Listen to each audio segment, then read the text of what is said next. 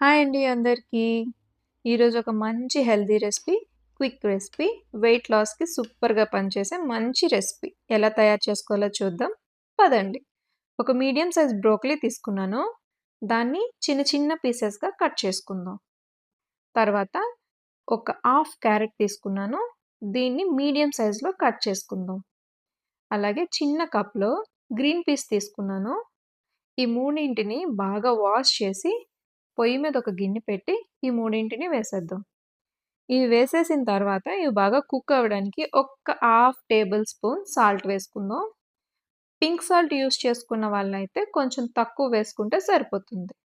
ఇది వీటన్నిటిని బాగా ఉడకబెట్టిన తర్వాత ఇది 90% కుక్ అయితే సరిపోతుంది. ఎక్కువగా కుక్ అవ్వాల్సిన అవసరం లేదు. ఇలా కుక్ అయిన తర్వాత దీన్ని ఒక బౌల్‌లో తీసుకుందాం. కొంచెం చల్లారనివ్వాలి. తర్వాత దీంట్లో కొంచెం సాల్ట్, కొంచెం బ్లాక్ పెప్పర్ పౌడర్, ఒక 4 స్పూన్ కర్డ్ వేసుకొని బాగా కలుపుకోవాలి. అంతే.